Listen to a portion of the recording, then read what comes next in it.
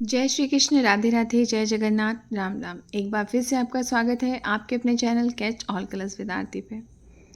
तो शुरू करते हैं आज की कहानी। आज की कहानी बहुत ही रोचक है। बहुत समय पहले एक संत थे जो हिमालय के एक शांत और दूर दराज गाँव में रहते थे। उनकी ख्याति दूर दूर तक फैली हुई थी। लोग उनकी साधना और ज्ञान की गहराई के कारण उनके पास आते थे।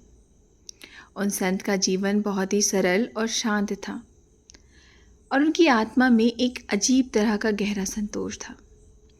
एक दिन एक व्यापारी उनके पास आया और बोला कि आप मुझे बताइए कि मैं भी इस प्रकार की शांति को कैसे प्राप्त कर सकता हूँ।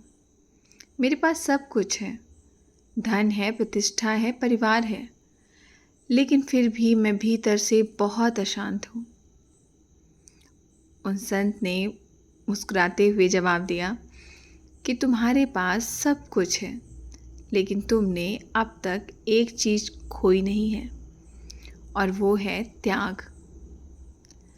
व्यापारी चौंका और बोला कि त्याग? मैं क्या त्याग सकता हूँ प्रभु?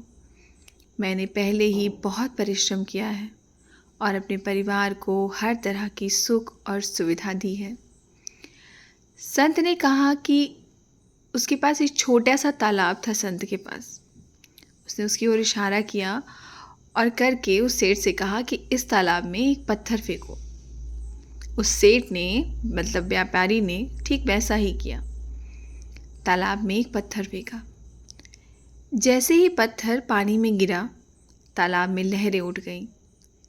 संत ने कहा कि देखो, जैसे इस पत्थर ने तालाब में अशांति पैदा कर दी, ठीक वैसे ही तुम्हारे जीवन में सांसारिक इच्छाएं अशांति लाती हैं।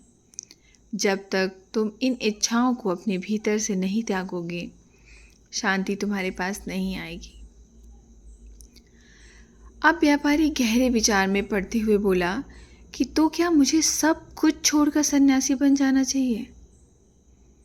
संत ने कहा, सन्यास मन से होता है, बाहर से नहीं।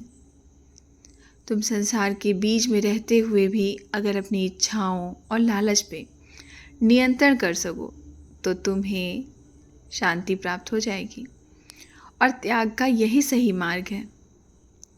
ये सुनकर व्यापारी को असली समझ मिली और वो अपने जीवन को बदलने की प्रेरणा लेकर वहाँ से लौट गया और धीरे धीरे अपनी इच्छाओं पर काबू पाने लगा। कुछ समय बाद उसने वही शांति प्राप्त की जिसकी वो तलाश कर रहा था। कहने का मतलब ये है कि शांति और सुख बाहरी वस्तुओं में तो है ही नहीं, वो अपनी आंतरिक संतुलन और त्याग में निहित है। आप अपने आप को कितना कंट्रोल कर सकते हैं, कितना संतुलित कर सकते हैं, असली शांति उसी में है। आपको आज की कहानी कैसी लगी ज़रूर बताइएगा। फिर मिलेंगे ऐसी ही किसी कथा, कहानी और किस्सों के साथ। तब तक के लिए जय श्री कृष्ण, राधे राधे, जय जगन्नाथ, राम राम।